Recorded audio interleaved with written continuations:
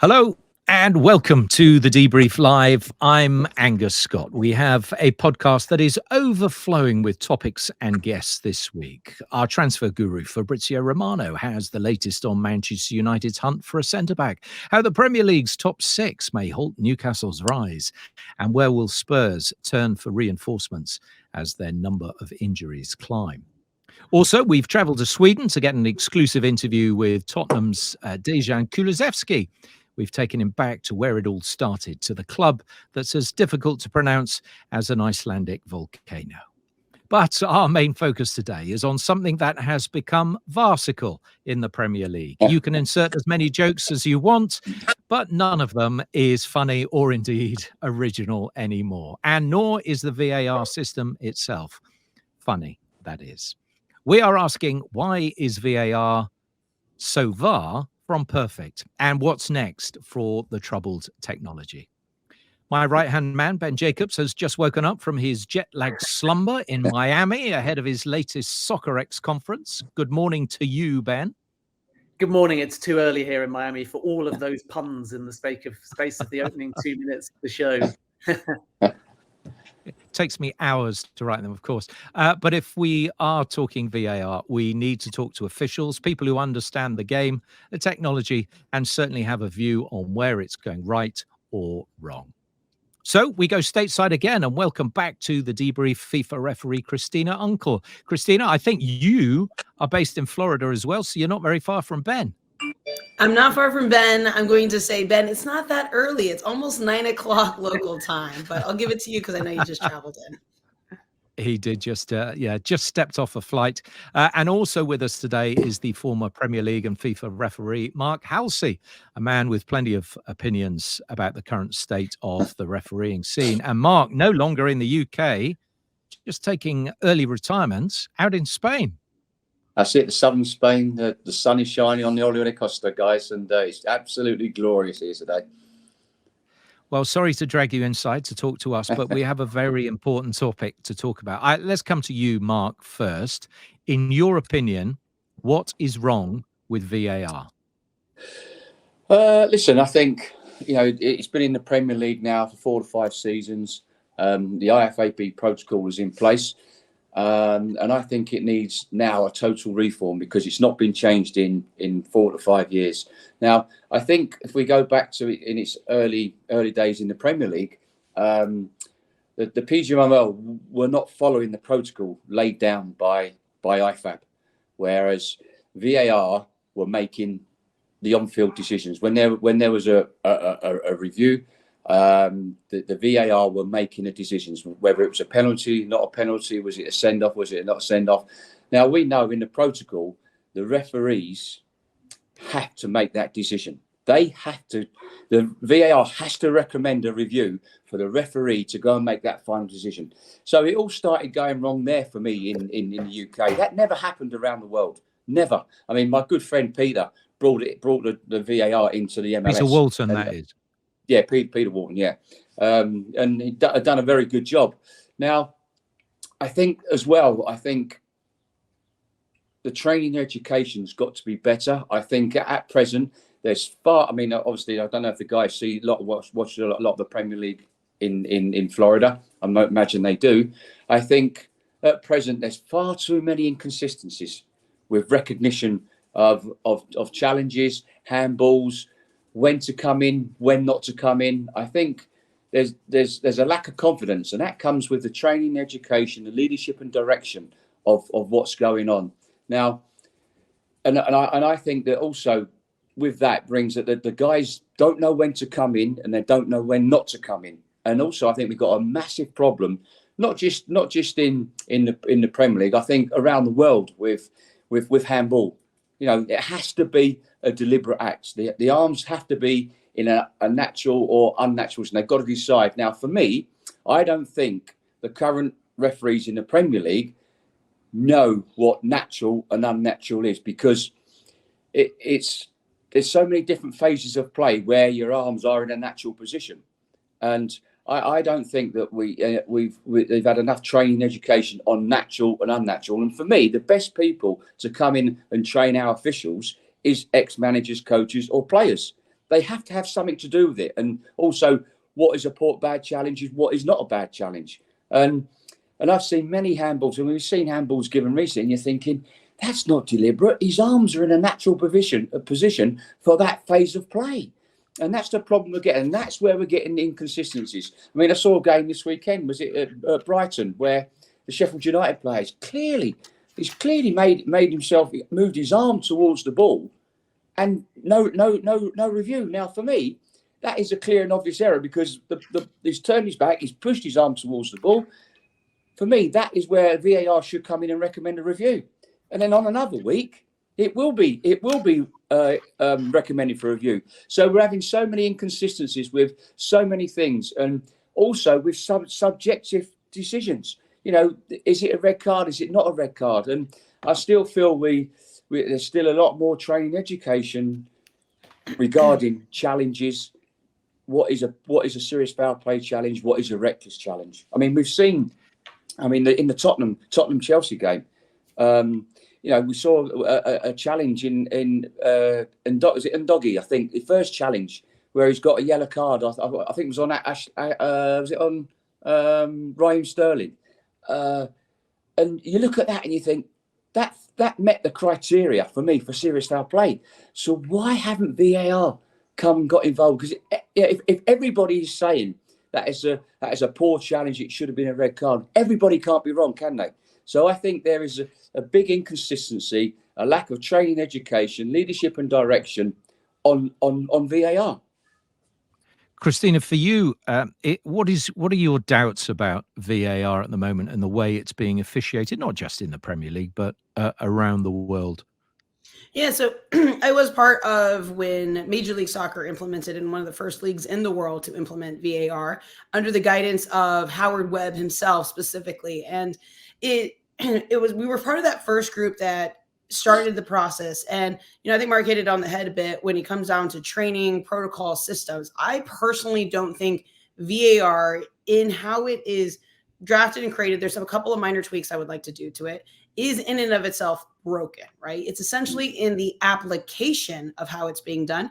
And having the benefit and the doubt, I covered Champions League, Europa League, Serie A, I work in Major League Soccer, NWSL now has it, the Women's Professional Soccer League. And now I get pulled in to talk about quite a bit about Premier League. So I've been able to see how VAR is implemented across the world collectively. And it really, really, really comes down to that component of ensuring that the application in and of itself is systemic and it follows the process. I know when Howard trained us, everyone was essentially creating the VAR process as we went. I think the protocol changed 3 or 4 times during that, year leading into the application or the implementation of VAR. And so for me, it is a very systemic approach on how you do it in order to ensure we don't have inconsistent recommendations down around subjective plays. And this is just it's a perfect storm of what's occurring right now. We had VAR implemented, as I heard Mark, maybe they didn't follow specifically the training protocol and they went a little bit outside of that protocol, and it's important to stay in there. So from a legal perspective, if we're looking down from more of a judicial perspective, right? Here, at least in the States, it's kind of comes closer to like criminal procedure, beyond a reasonable doubt, meaning 99.9%, this is incorrect. And that's the standard, and it's a high standard. And everything beneath it, we need to check APP, clear the APP to make sure there's no fouls leading to it. All of those things, it requires that mindset. We can't just referee or VAR off a feel. It actually has to follow a system. And if that wasn't introduced, if that wasn't, when I was being trained on VAR, it drove me crazy how systemic we were and the words we had to use, right? Check complete or reset or possible offside or possible foul. Those types of words that we had to use, or is the APP checked? And now when I've heard the audio systems around the world, I understand why we had to emphasize those words, because it ensured that we didn't have the misstep that we had in Liverpool, right? When we came down to processes and saying, the decision on the field is this. Let's open up the review. We're now starting from the beginning of the APP and checking 2 or 3 other incidents prior to it. So I do really think that the system, VAR in and of itself isn't broken. The philosophy is not broken. The fundamentals aren't broken. It's essentially ensuring that there is a painstaking attention to detail and teaching that protocol and ensuring. And if we're going to be speaking specifically about the Premier League, you know, I give a lot to Howard Webb for stepping into the middle of that. It's like any coach stepping into a training into a new team. You've inherited the players that you've had, and now not only do you have to retrain your entire team, you have to retrain any hesitancy or pushback they have from saying, we've been doing this correct. So it's in complete philosophy, mindset change, as well as training change. And then handling is just a completely different beast. That's adding to this perfect storm. I mean, she's correct. Christina's spot on. I mean, Howard's got a massive job over here. You know, the Premier League is not the MLS, so it's totally different. You're in the spotlight. And I just feel that we've got to be careful, because I think that sometimes where we are, I don't know if you see it, Christina, but I think the referees are relying on VAR. They're not forgetting about VAR. They're not refereeing what's in front of them and making that and going out and making those important decisions. And sometimes I also feel that the VARs are re-refereeing the games, and we've you know, so we've got to, like you say, we've got to get that philosophy across, that they're not there. It's there for the clear and obvious errors. That's what VAR is there for, and we've got to be careful we don't go too far the other way. So yeah, I think it's, for me, VAR is excellent. It's here to stay, and we've got to recognise that. But we've got to get it right, you know, because it's causing so much confusion in the UK. I mean, I watched the men's World Cup, the women's World Cup, and it ran so smoothly. Yes, I understand we've got the world's best officials at the games, but we just didn't have that problem. We just didn't have the problems that we see in the Premier League. I think Maurizio Pochettino summed it up well, and you've both touched upon it when he said that he trusts in the car, but not at the moment in the driver. And obviously that plays to Christina's point about education and training being needed. And at the moment, my feeling, Christina, and Mark, feel free to touch upon this as well, is that referees see VAR as a safety net. They allow the play to continue. They don't want to stop it, because then what you're doing is preventing the consequences from manifesting. And then ultimately VAR can tidy it up. VAR can look at it. So if there's any doubt, what you do is let everything run on, and that can add delays, that can add contention, and it can take the authority and control away from the referee. Of course, with things like semi-automatic offsides, you could be in a situation where if you are confident in the technology, you get a little notification, you do stop the play, you never know the consequences in that particular situation, and then as a result, you don't have as much of the debate. But of course, the flip side of that is that people will always say, why didn't you let it run on? We want to know whether the player would have scored, and then we want to analyse the goal. And I think when we've seen a lack of VAR in League Cup, for example, we've seen the same criticism. So that's the irony in all of this. When VAR is over forensic, it's problematic and authorities taken away from the officials. When you don't have VAR, people turn around and say that was an awful game by the officials. And that only illustrates the fact that with VAR, we are getting improved decisions. So Christina at first, and then Mark, how do we get a situation where officials on field retain their authority and control? It's having your cake and eating it too, to that extent, right? You know, everybody wants VAR, but then they don't want VAR, and then they want VAR in these instances. And we can't rely upon when someone's subjective whims, when they are favoring a team and would have wanted to see that. We have to do it from a very neutral standpoint. That being said, I would say that the mindset and the mentality of the majority of officials, at least here domestic stateside and myself included, is that you are officiating as if the system doesn't exist when it comes to making a decision. Like I said, I will, you know, hold on to that being here domestic in the United States, that we are officiating as if the system didn't exist, except the only things we are tweaking is essentially when it comes to protocol from an assistant referee holding down their flag when they have an offside decision. That communication is already happening between the officials saying, I have offside, you know, delaying to play out that play. So we had an example, for example, in NWSL, keeper hot touches the ball outside the kind of the penalty area scenario. And it was a scenario where the officials without VAR would not have been able to make that decision on the field due to angles, the way the ball was played, and not being in line from the assistant referee's position, meaning just it was catching up to pace. And they officiated as without. But in the back of the mind, it's also that concept saying Thank God we could not see that based upon this play in the context. But we do know that if there is something that is clear and obvious error, VAR will have it, but the play continues.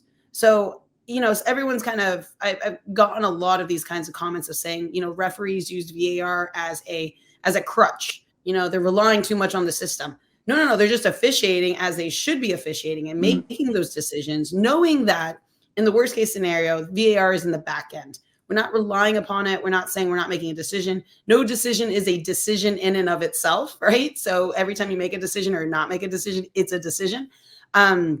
So when it comes to the officials relying on it, thinking it's a crutch, are concerned about it, saying, et cetera, no, VAR will make the decision on it. That's not the mindset, and that's not the philosophy of how an official should be officiating with the VAR protocol. Instead, you are officiating, you are in charge of the game. Any recommendation sound is still just keyword a recommendation from the VAR. Obviously, everyone's like, every time they go to the monitor, they come out. Well, yeah, that's kind of the whole point. If you're recommending something down, it should be a clear and obvious error, and there should be very clear evidence to that. But I know at least here domestic stateside of Major League Soccer, there's times where there are improper VAR recommendations, and those are acted upon in the sense of not taking that recommendation. So I teeter on that because I know many people aren't in the mindsets of the refs and don't know how we're approaching and using it. Mark, I'm not sure if there's any difference over there for you over the pond, but here domestically, VAR isn't a crutch. It's more for knowing there's just that backup system if it's needed. But to hear check complete in your ear is a nice hearing from a referee, meaning you've gotten the decision correct, or at least not clearly wrong. I would tell people, I don't get clear wrong errors. I might get an error, but I don't do clearly wrong errors. I used to like that little voice in my ear when I was refereeing. So, Mark, you're spot on. I've seen it on the TV. You got that right. Oh, great! I can carry on and don't have to worry. But no, I think you're spot on. I think there is a bit of a problem here where I think referees do rely on the VAR. They're not making that decision, and I think we had the problem a couple of weeks ago or last week at Newcastle Arsenal, where we had obviously there was massive there was free checks going on with, was the ball out of play, was it offside, or was it a foul? Now, I think that we've got to make sure we've got enough cameras so we get that definitive angle so we can make that call. They couldn't make the call on the goal. They weren't obviously the ball out of play. Was it out of play? Was it not out of play? Didn't have the camera angle. Was it offside? It was one of those where they didn't have the correct camera angle to see if it was offside or not offside. And then obviously it came down to the hands on the back. A lot of people will say it was a foul. A lot of people say it wasn't a foul. So for me, that's subjective. So, I know a lot of people will argue saying the VAR should have got involved and recommending the review to the referee. Had the referee gone over, he possibly would disallow the goal. But that was subjective. So I'm with that. I'm with that the VAR doesn't get involved. And Christina's absolutely right. We only want them to get involved when it's an absolute howler. That's what it's for. I mean, football's been going for hundreds of years, and all of a sudden, we're into a different era now where VAR is where people's perception is that it's ruining the game of football, especially here in England, Christina. They think it's ruining the game, but for me, I think it's a good tool. Because there was a few times when I refereed where I missed a really poor challenge at Wigan against Newcastle in the Premier League. I think it was Herrera on McManaman.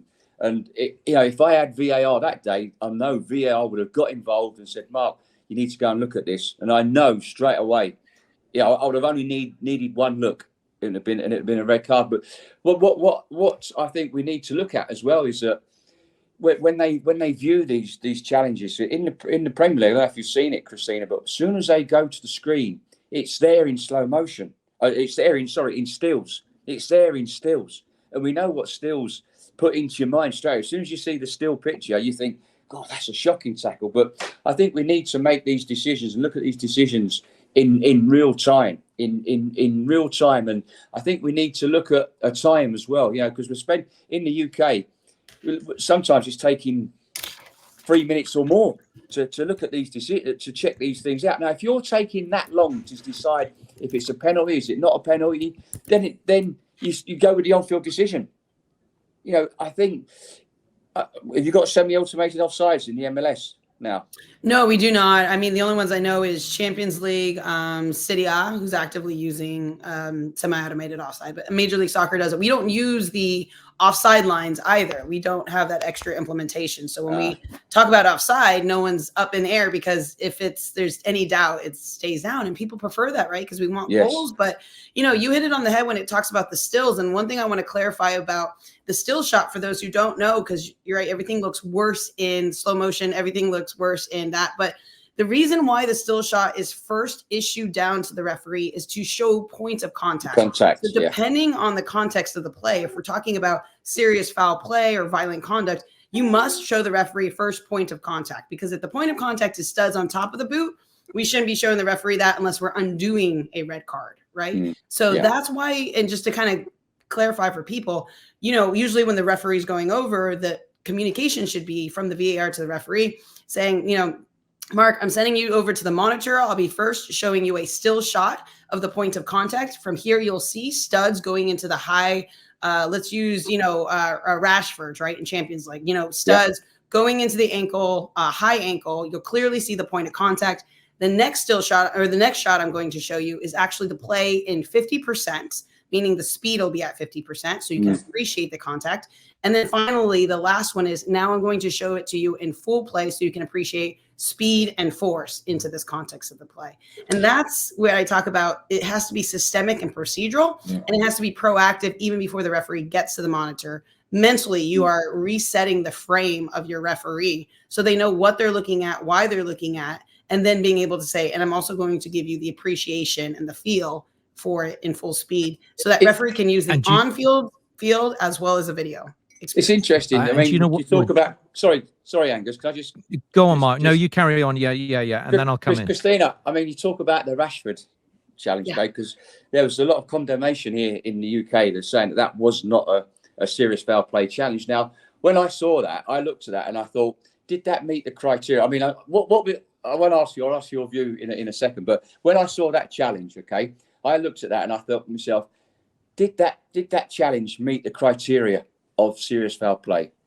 So serious foul play is when a player making a challenge, a lunge from the front, from the side, from behind, with 1 or 2 feet that endangers the player's safety with excessive force and brutality, must be sanctioned with a red card. Now, I didn't feel that challenge met that criteria. I felt it was more reckless than serious foul play. It'd be interesting. For those I just want to clear up one thing, Mark. Just for those who haven't seen this is where Rashford puts his left foot across in front of the player and makes contact with the shin of the player, doesn't he? That's what it is. So it's probably halfway up his leg, isn't it? And I think Christina, you were in a debate with some players that night, from former players, Thierry Henry, Jamie Carragher, Micah Richards, who they thought it was a football incident.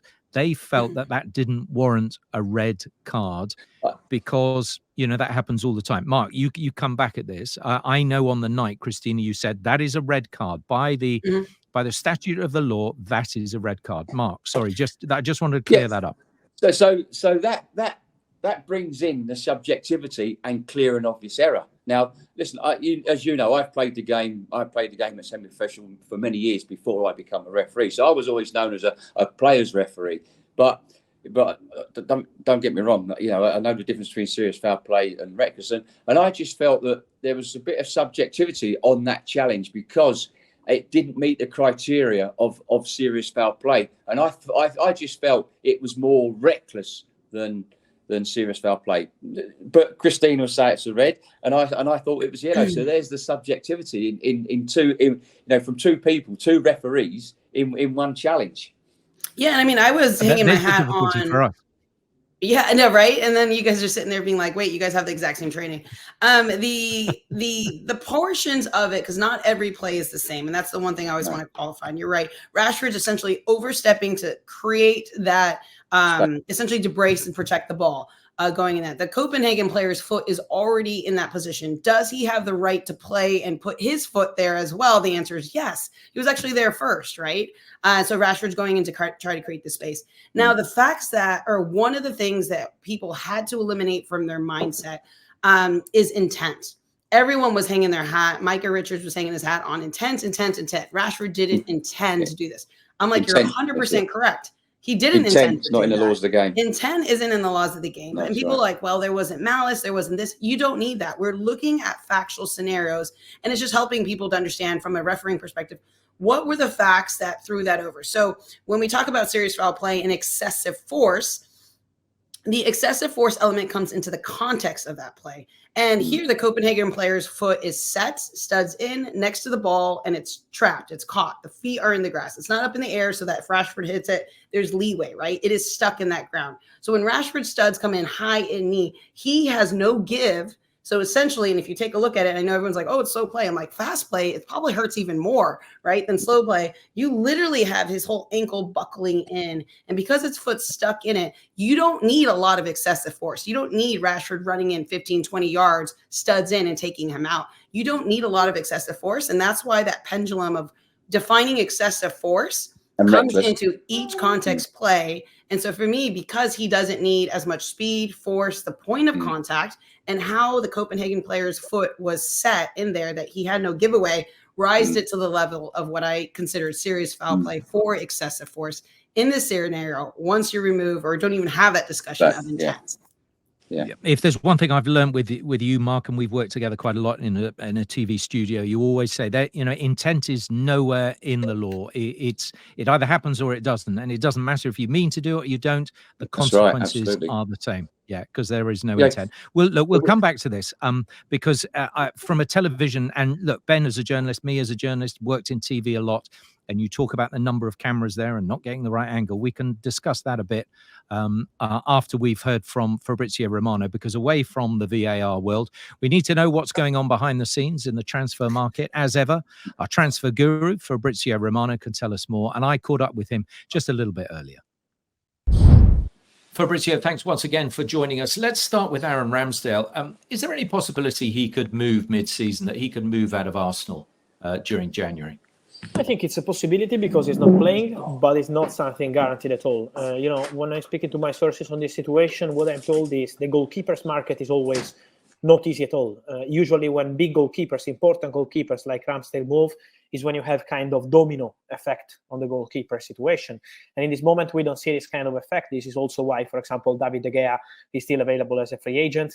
And in the January window, usually big clubs are not changing their goalkeeper. So at the moment, the situation is really quiet. But in case there is, I don't know, an injury or an opportunity somewhere, this could be a possibility. Ramsdale wants to play more, for sure, but he's also prepared, from what I heard, to fight for his place at Arsenal in case he's going to stay there. I can guarantee also that Chelsea are not working on Ramsdale deal. We had some links in the recent days, but I'm told that he's not a target for Chelsea and they're not going to sign any goalkeeper in the January window. Okay, let's go across the other side of North London at Spurs. Look, do they need a centre-back or creative cover with the injuries to Van der Ven and Maddison?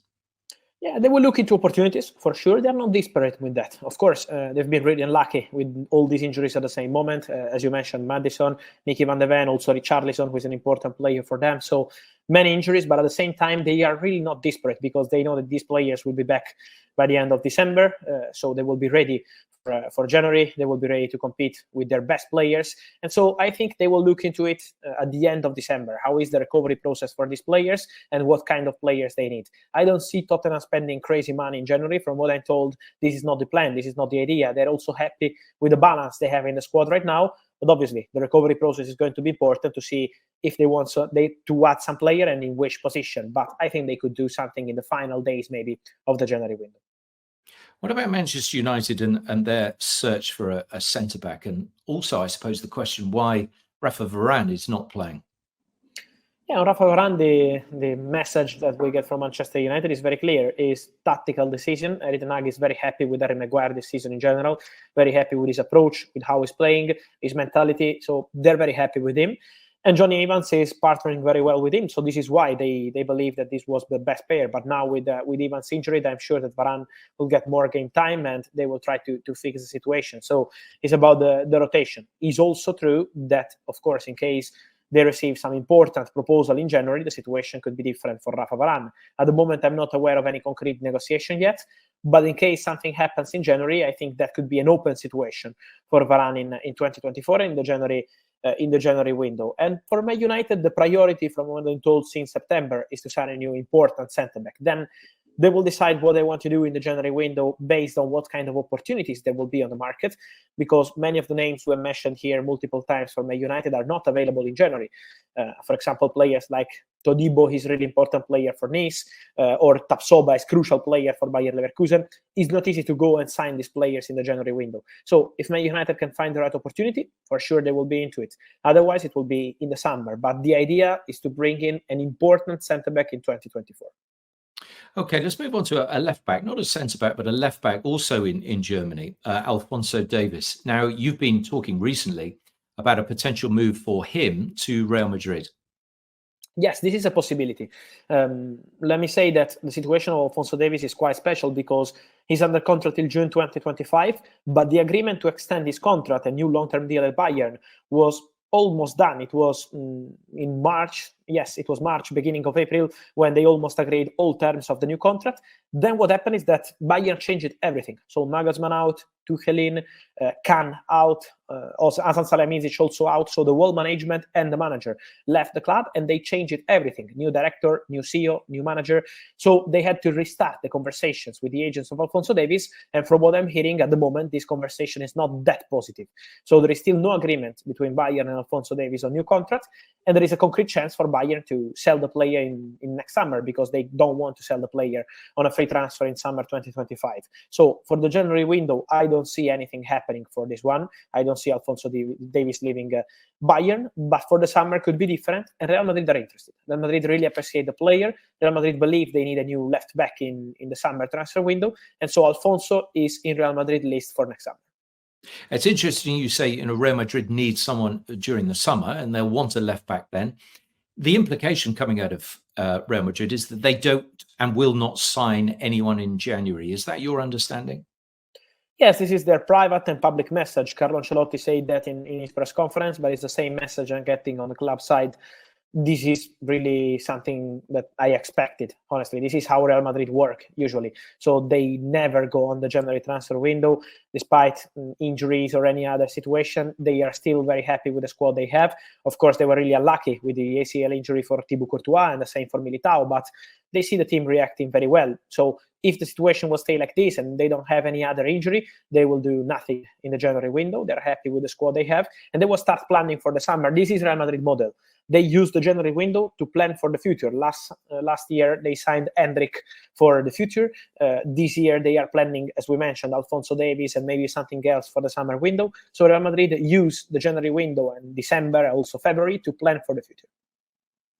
Now, let's move on to something that's a little bit technical, but there's a big vote, Fabrizio, on the 21st relating to associated party transactions. That's effectively, it was the big six in the Premier League wanted to make sure any deal with a third party over £100,000 could be justified. It was fair market value. Therefore, that was particularly going to affect Newcastle. And the knock-on effect of that is, I wonder about Ruben Neves, who's currently in Saudi Arabia, whether he would be able to come in January to Newcastle as some sort of deal, or whether that would be sort of vetoed or have to be justified in a way by this big meeting on the 21st. Yes, this meeting will be really important, really, really important to clarify this kind of situations. I think it was needed because with this kind of situations, as you mentioned, with Newcastle, but also other situations around with co-ownership, they need to clarify how is the point and to avoid any problem. So this is what is going to happen. From what I'm hearing, Newcastle are not so optimistic. Newcastle believe that many clubs will try to block this kind of movement, and so also the Ruben Neves deal is in danger at the moment, and they know that it's really complicated to make it happen. Newcastle is still waiting. So I think on the 21st, we will have clarity on this story, but they are still waiting to understand what happens. For sure, Newcastle idea, in any case, let's see what happens on the 21st, is to sign a new midfielder. They have to cover Sandro Tonali, who will be unavailable for the rest of the season. They are looking into the midfielders market. As I said already here, for them, it's really important to understand whether they will be in Champions League or maybe Europa League or maybe out of European competitions. That group is really crazy in Champions League. So they are waiting for clarity over European competitions, and then they will decide how much they will spend on a midfielder, what kind of player they want, because, for example, Calvin Phillips could be another opportunity, another possibility, but it's not a negotiation as of today because Newcastle are still waiting to activate their machine to make something happen. If it went in their direction, would Neves be at the top of their list? Is he sort of priority number one? Yeah, he's a player they really like and a player they really appreciate, including Andy Howe. So I'm sure that if they have the possibility, they want to go on and proceed with the Ruben Neves deal. He's the perfect player for them. Many points of view. He also has the experience they need in the midfield. So they really like him. But again, this decision on the 21st will clarify everything. Newcastle are waiting. They know that Ruben Neves will also be open to this possibility to return to Premier League, to return to European football. It will be a big opportunity for him. Obviously, Newcastle hope to be still there in the second part of the season. And so Ruben Neves is waiting and Newcastle are waiting basically now. Well, we'll see what happens on the 21st. And we've got an international break between now and then, which you're going to enjoy, Fabrizio. I hope you get some time off. You don't have to sit by your phone the whole time. But as ever, it's been great to talk to you. And we'll speak to you again next week. Thank you and see you soon. Thanks a lot. All right. Cheers, Fab.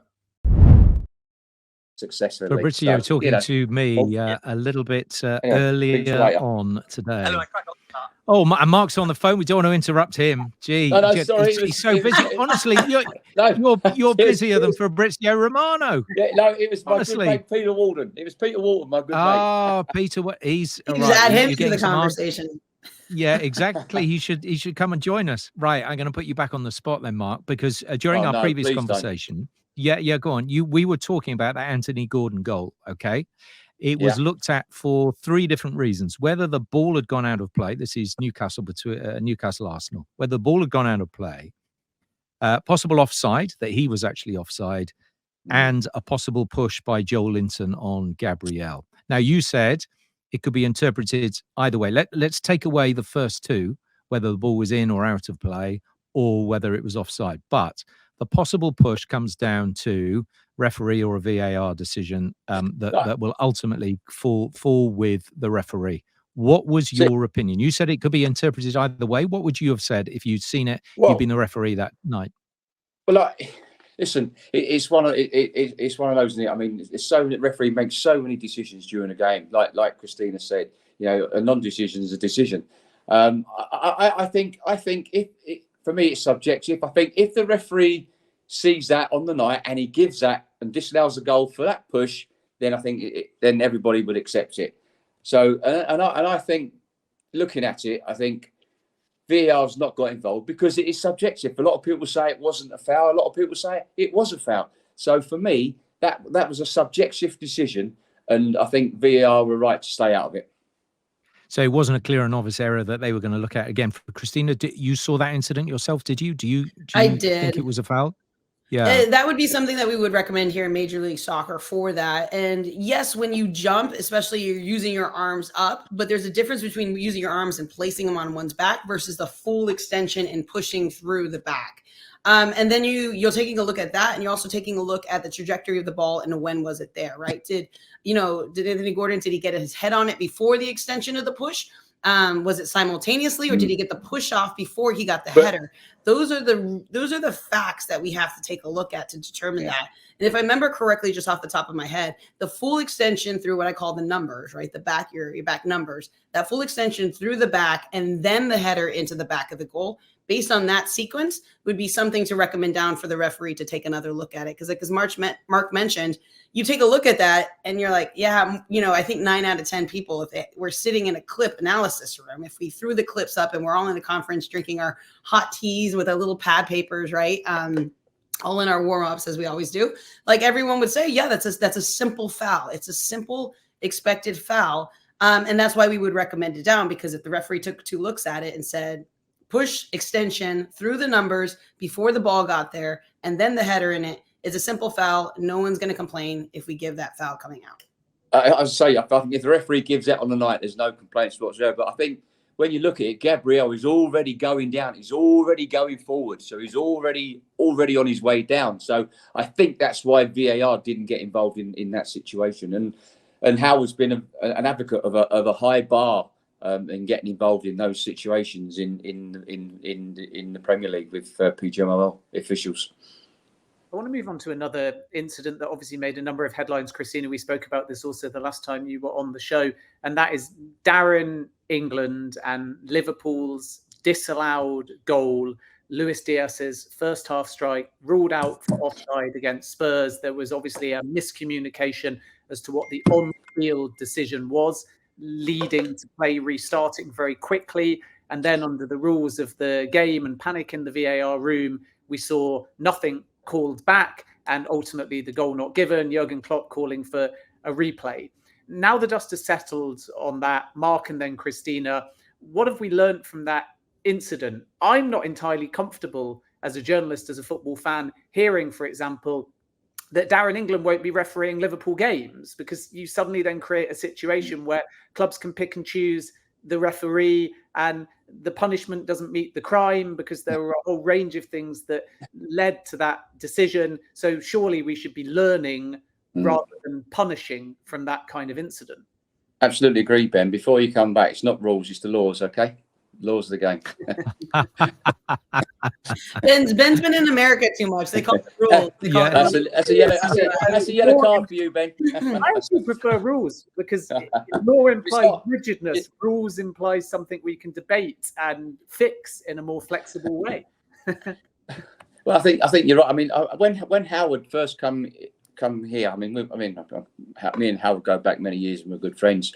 But when he first come on TV, and going through VAR, they do a show like he done in the MLS. Christina, you come out and you had a weekly show, didn't you?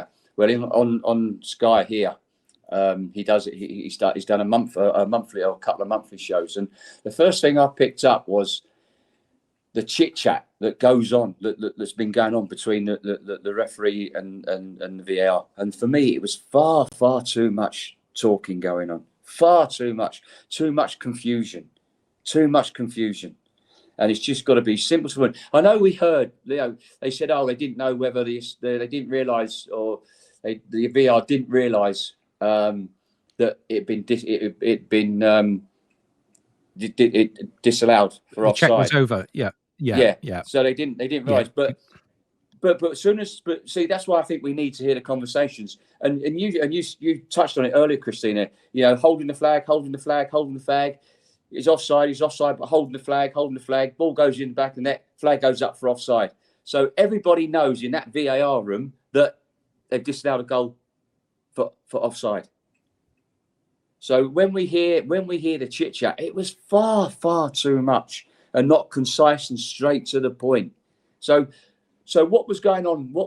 For me, there was we heard the VAR, we heard the technician and his assistant in there as well talking. I mean, surely we shouldn't be hearing the technician talking. They should hear that, but we shouldn't be hearing that. Now, I just don't understand. Listen, that was a catastrophic error, and you're right, Ben. Okay, they've made a human error. That Darren England made an error on that day. Okay, fine. We all make errors. No one's been shot. No one's been killed. Let's hope Darren learns from that and he parks it, moves on, and he should be refereeing the following week, okay, or the week after. Okay, take him out the firing line, and to say he's not refereeing Liverpool anymore this season, I don't agree with it. I absolutely do not agree with it. So yeah, I think lessons have been learned from that. I think that again, VAR protocol needs to be refined, because what in that situation, okay, I watched that, and I know what the VAR protocol is. In law, you can, after players restarted, you can go back and with an offence of serious violent conduct, play can be restarted, and you can go back to that incident. Okay, But all other instances you cannot, because that's law 12,000 misconduct. But and that's in the VAR protocol as well. But in the VAR protocol, with any serious incident missed, you can go back and then act on the acts of violent conduct. Now, to me, there was a get out clause there for the VAR as well, because that was a serious incident missed, a catastrophic incident missed, and it wasn't violent conduct. So are you saying that in the protocol it's only if it's violent conduct you can go back? That's what I'm saying about the VAR protocol needs reform. Now, if you look at that, I think had they used their common sense and used that, I know it's not, Christina will say, well, that's not correct in law, but they could have used that IFAB protocol with a serious incident missed. This wasn't a serious incident missed. This was a catastrophic incident missed on that situation. Come the end of the season, that could cost them a Champions League place. It could cost them something else, a league title. So with that, they could have, in that incident, what would football expect? It's not always about the laws of the game. It's about the game of football. So it's not always, as I say, it's not always about the laws of the game. You could look at that. They could use that as a serious incident missed. It was only a few seconds. Stop the game. Look, listen, guys, we've made an absolute howler here. Absolute howler. A goal should have been given, and this is what we're going to do. And I think everybody would have said, do you know what? Absolutely fair play. Absolutely well done. And I'm sure Howard would have said, okay, yeah, listen, technically, perhaps in the laws of the game, that's not correct. But with this incident, they thought on their feet. They had that get out clause with a serious incident missed with the VAR protocol, and then changed it and reversed it and given the goal. But then we heard them saying, oh, it's too late, it's too late, it's too late. Well, with that, as I've said, we heard them swearing. Well, yeah, we did. But with that incident, I know it's about the laws game, but it's not always about the laws. It's about the game of football. What did everybody expect in that situation? And that's where I come back and say the VAR protocol, it needs to be reformed and rewritten for Christina, I wonder what you think about that, because look, you're a lawyer as well. You abide by the law, so you're looking at the law of the game. Oh, so God, I'm in trouble then, Angus. Yeah, exactly. I know. Do you feel you could have interpreted it that way, or do you feel you would have been stuck by the protocol of what you've been told and therefore couldn't have gone back? So one of the biggest things that was very impressionable to me when I first started advancing my career from just a recreational youth grassroots referee to advancing it was, a good individual here in the United States, Alfred Klonitis, would always tell me, he'd take the laws of the game. He says, you can always bend the rules, but you cannot rip them, right? And so that, to me, and tying that into what Mark just said about football understanding, football expectations. Also, we are in the modern game of football. So there is many of us who have played the game historically in the past, refereed historically in the past. And as an official, if we don't catch up to the modern game and what football expects and understands, we're going to become dinosaurs and irrelevant. And here, Mark will appreciate this. From the lawyer perspective and the technical perspective, I know Ben and I had this conversation. I wouldn't hang my hat on the serious missed incident, because that falls on the officials on the field missing a serious missed incident. Instead, this is what football expects. This is how we can bend, even though we might be potentially tearing the law a little bit in the protocol, which is outside of law 1, right? And on. It's law outside. Law 18. Yeah. It's like, where that used to be common sense, right? Yeah. So we're going to tap back into that. But that being said, is in the VAR protocol, if we break a law such as penalty kicks, right, we give an indirect free kick instead of a retake, then the teams can essentially dispute that because it's an actual break of the law and actually have the game replayed from that instance. So we always have joke, if your referee is about to give an indirect free kick and it should be a retake, you as a fourth official take the soccer ball as an AR, run into the field, do something to stop it, right? This is kind of an analogy of that. When you see that from the VAR perspective, and there was a myriad of issues, and it came to sterilizing the environment, having your pregame we have pre-games before the games for the on-field officials. The VAR needs to have that pre-game before with your assistant VAR, your video operators, specifically your video operators, because those individuals change all the time, and just say, here's the process I go through. But that being said, is at that moment, as soon as they realized, because it was very, very quick, that they check completed something that they thought was an offside, and they realized that very quickly, as we can hear from the audio, that equivalent of essentially throwing the ball in the field and trying to stop the game from beginning again, saying, hey, I need you to stop the play, and then walk that referee, knowing that you're going to put this referee in a really big scenario. But that VAR protocol, the part that gives you that leeway is there's a clause that says VAR, whether used properly or improperly, the game cannot be contested on its use in and of itself. On the use of technology, you cannot contest a game on its misapplication. So at that point, but that's like really knowing the VAR protocol, and I think and I know that's where, Darren, you could hear him say, like, I'm tied. I can't stop this game. My hands are tied, because he's like, I can't break the law. But there's that one little, and that's why I don't think we really need to really clean up the VAR protocol too much, because there's that still little catchphrase, what we call it in law, that last bullet point, and any and all other duties and responsibilities is the last bullet point on your job employments. And that's what lets you get out of Darren being able to say, we've already restarted play. I need you to stop. I think the next thing was a throw in. I'm going to send you to the monitor. And now that even though it's an objective offside decision, to sell it to the coaches, to the players, to the fans, to the stands, to the TV, you now need to make it a bigger thing of it and send him to the monitor. And during that time period, that removes everybody from him. And then from Darren, we'll be able to explain step by step, sending you to the monitor, take a really deep breath. We screwed up up here. We're going to go in. I'm going to show this. It becomes a protocol. And the biggest thing in the referee side that people don't need to really, really appreciate is referees, players, coaches, they just want a decision. So the more we're inconsistent, or the more we don't give them an answer right out, the more we're not clean with our communication, whether that's body language, whether that's words choice.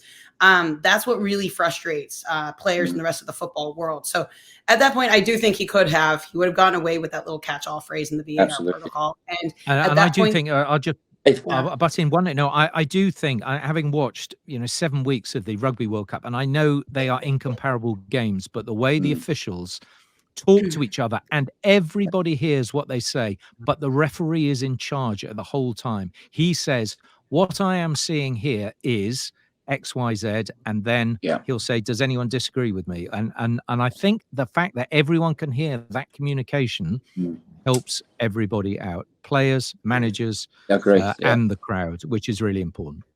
Angus, I'm really pleased that the lawyer agrees with me. That's the first one ever. Over there, right? You guys call lawyers barristers? But you're spot on, Angus, because I think that, I love football. I've played football. I've refereed, and as I say, at the highest level, I'm a football fan. And I think the fans are just as important as the players and the managers. And I really do think that, that the broadcasters can hear what the VAR is saying to the referee, but they can't hear what the referee is saying to the VAR. I really do think that the fans need to hear the conversations so they understand, and they understand what goes into looking at a decision and making the correct decision. And they may not agree with it, but they will then accept it, and they can see how difficult it is for the VAR and the on-field referee. And I know it's down to IFAB. I know IFAB come out and said that they don't think that will ever happen. But if you look at cricket, like you said, in rugby, it works ever so well. And I think it would work well in football as well. I just want to briefly touch upon one other incident, and then we'll start to wrap up, because we are in added time, and even in football. We've got Fergie's watch on here. We're supposed to please sit in football to have more accurate time, but in podcasts, we definitely cannot go over the 60-minute mark. Otherwise, there will be outrage from those listeners, no doubt. But I just want to get your reaction, Mark and Christina, on the penalty to Manchester City at the weekend in a crazy 4-4 draw. It was the opening penalty which Erling Haaland scored. And I think it's also caused much debate, because you have two aspects to the phase of play. One is a grapple between Cucurella and Haaland, seemingly instigated by Haaland but dismissed.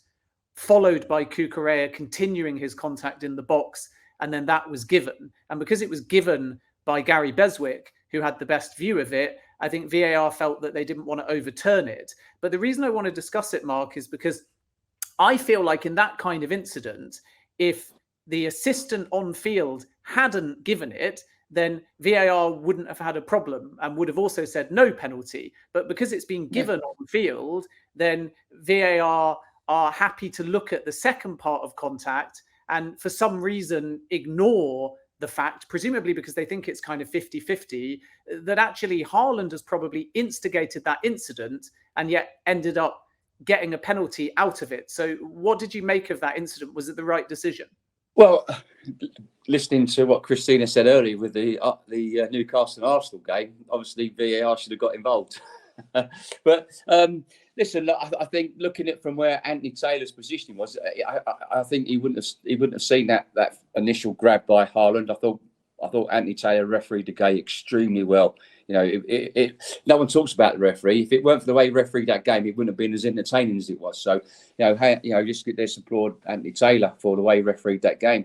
I think that if you look at that, yes, you could argue it's 6-1, one half a dozen the other, but it led to a penalty.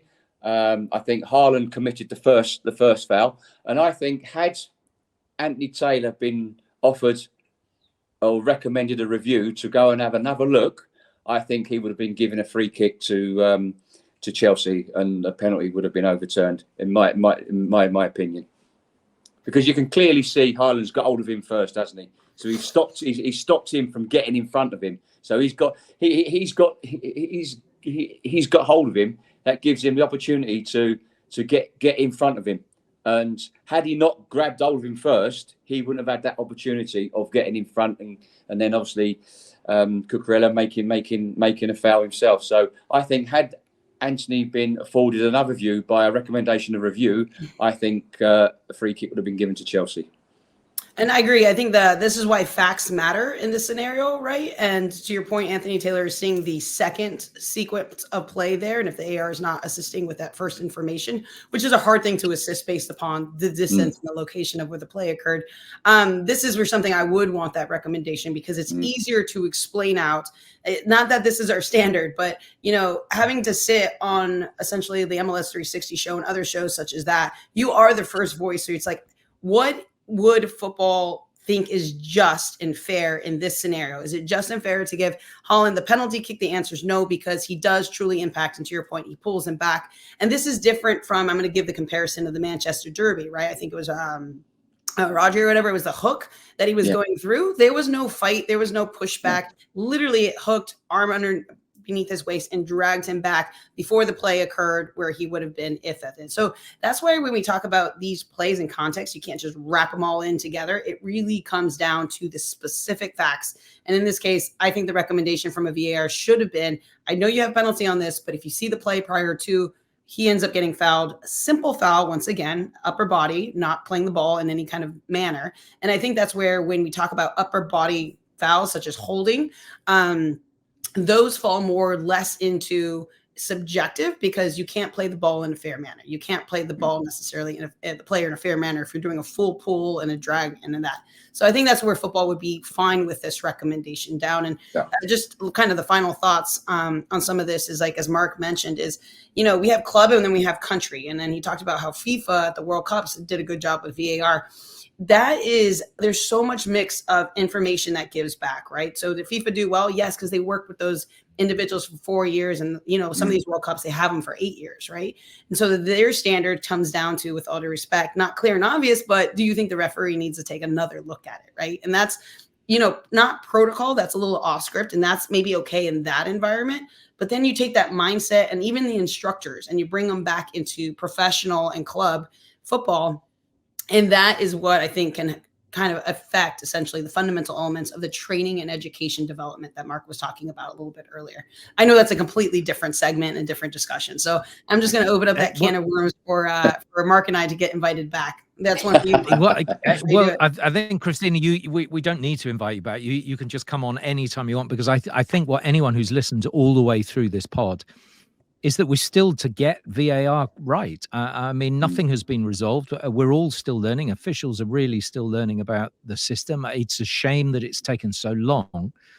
But what I think would come out of this most importantly is the fact that we need to have that clear communication between fans, officials, coaches, managers, so that it's more open in your interpretation. I think if we listen to what you've got to say, we take it we take it as read and go, okay, that's how you're interpreting the rules, and then we take it and we go, right, that's it, and we sorry, the laws of the game, Mr. Halsey, yeah, absolutely. And then we take it and then we go, yep, okay, that's fine, and we move on, and then we're all in a position. I'm going to have to blow the final whistle here for you three before you come back, Mark. So you're going to have to save that thought for when probably in about 3 months' time we have to discuss this again, because there'll be another howler somewhere along the line that we're all going, oh my goodness. Yeah, well, yeah. Listen, maybe 3 days, Christina. Only in the Premier League, Angus.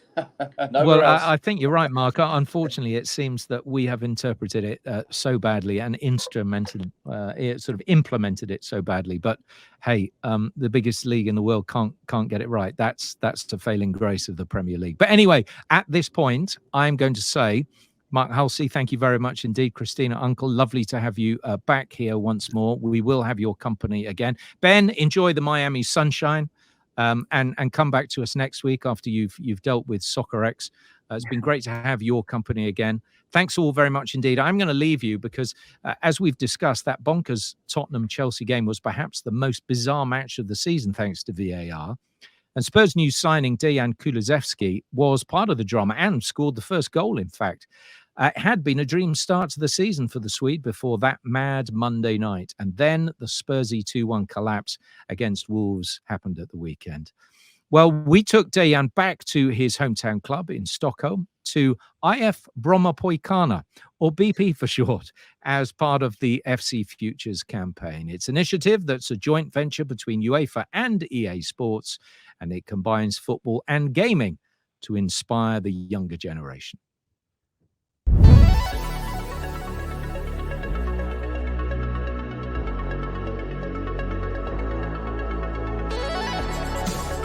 We're here today in Sweden, and it's part of the kick-off and launch event for the new partnership between UEFA and EA. Dejan Kulusevski.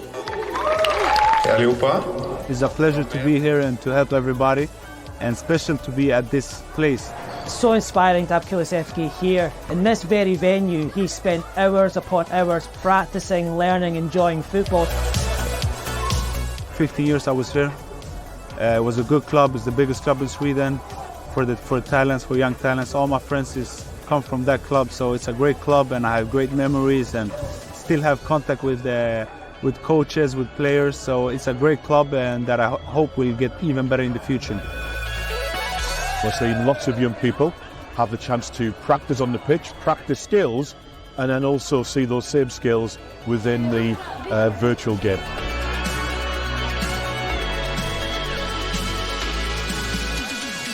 I recently bought FC. In my team right now, I have Kvaratskhelia from Napoli. He's really good. He has 5-star, so I like him. I always played the game when I was younger with my friends in the evenings. It was so much fun, really. It was the best thing ever. Now I'm a little bit older. I got family, I got girlfriend that don't let me play all the time. But of course, the best memories come from playing the games. I remember Eden Hazard. I remember he was on the cover, and for sure, by far my favorite player. Football is about love, and he gave me such happiness watching me play, not just me, but I think he was an unbelievable player.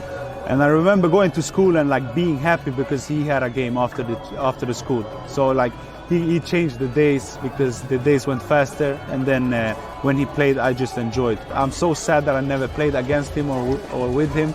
But the thing people remember is what a great player he was. So really just thank you to him, and I wish him all the best after his career.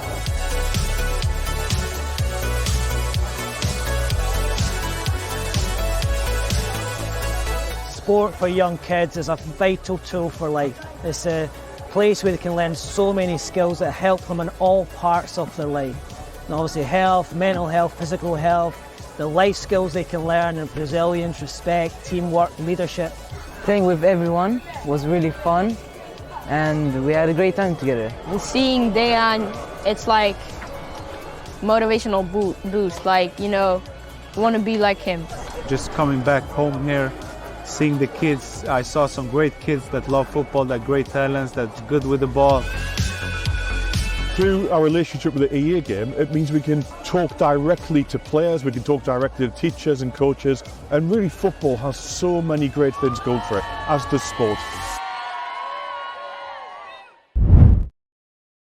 Great to catch up with Dejan Kulusevski in our exclusive little chat with him in association with EA Sports. That is the debrief for this week. Thanks for your company.